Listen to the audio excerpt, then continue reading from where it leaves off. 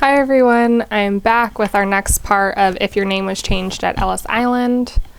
We're going to pick up where we left off, reading about what people did when they got to Ellis Island and if they had to stay there, kind of what life was like.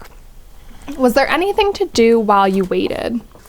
Most of the time, people waited nervously to pass through to the next stage of inspection. If you were detained, you might wait days or weeks before you could leave the island. For many years, there were no activities for those who were detained. They were only allowed outdoors on the rooftop where there was an exercise area. There was also a playground for kids on that roof, with a tricycle, cart, rocking horse, and many flags. In 1914, Frederick C. Howe became Commissioner of Immigration at Ellis Island. He was called a reformer, and he made many changes. He let the immigrants use the lawns as play areas if weather was good. He also set up a kindergarten for young children, set aside meeting rooms for adults, and arranged for concerts, movies, training classes, and athletic games. And here's an illustration of what that playground looked like on the roof before those changes were made. What was the staircase of separation?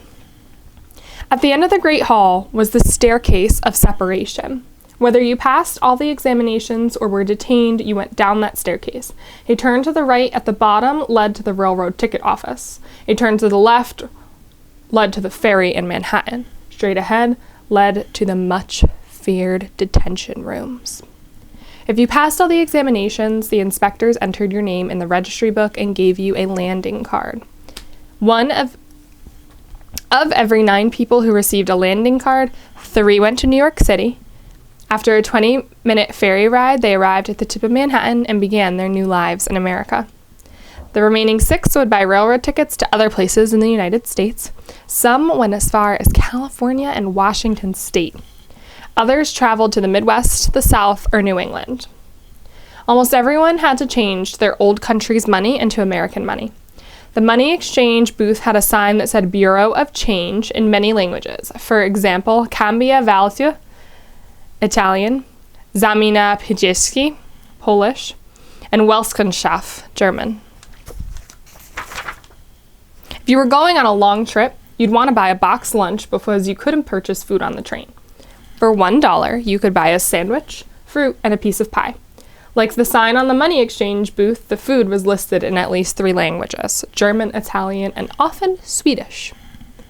Before they left Ellis Island, many people sent telegrams or letters to relatives to tell them where their trains would arrive and when. Then they went outside to dock, where they boarded the ferries and railroad depots in New Jersey. Sometimes their tickets were marked Special Immigrant Ticket, and they only rode in the train cars that were for immigrants only. Their new lives in America were about to begin. Were there any special groups to help immigrants? There were special groups to help almost every nationality. Some religious organizations helped their own members. Other organizations like the Red Cross, YMCA, Salvation Army, and the Travelers Aid Society helped any immigrant regardless of nationality. Many groups had representatives at Ellis Island. If a person was detained, often an aid society brought up on an appeal on his or her behalf. Sometimes these groups distributed crackers and milk for children and provided box lunches for those traveling on. Some groups distributed used clothing to the newcomers and searched for missing luggage. The aid groups were also very helpful in locating relatives and friends already in America. In some cases, where there were no relatives or friends, the aid group itself helped an immigrant find new work and a place to live. What impressions did immigrants have of Ellis Island? Most people were excited by the adventure of coming to a new country, but as they approached Ellis Island, many were nervous and afraid. The place was called Island of Tears by many immigrants.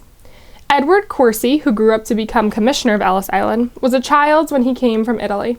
He thought this could not be a good place because his mother cried when seeing Ellis Island. She was afraid they might all be sent back. Some have painful memories of the island. Vera Clark was 7 when she came from Barbados. She remembers being herded into a big room.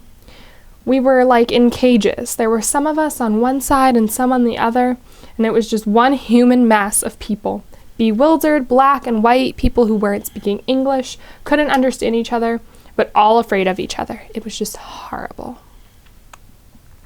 Other people had happier memories.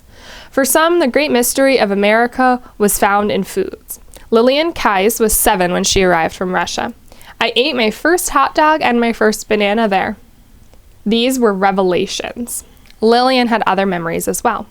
The first night they were celebrating Christmas, they had a movie. I had never seen one. And there was Santa Claus, and we all got tiny little gifts. George Monzes didn't know his own birthday because he had been born on a Greek island during a period of war and had no birth certificate. On his first day in an American school, his father listed George's birthday as their date of entry at Ellis Island, and so George could never forget his arrival day in America. Maljan Chavour summed up his experience in one word: Jell-O. I fell in love with it. The first time in my life I had Jell-O. I've been eating Jell-O for 70 years I've been here. How did people learn English? Some people have had a hard time learning a new language. For others, it's easier.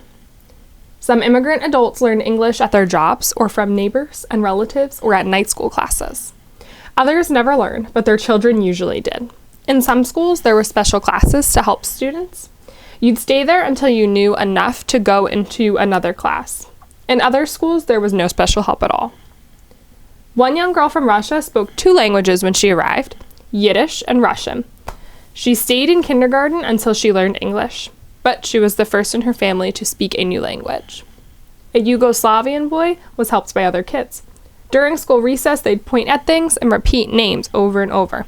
Button, shoes, eyes, nose, hat, hand. I used to go home and fall asleep repeating them, he once said. An 11-year-old boy from Turkey didn't have such an easy time in school. Some kids teased him and picked fights.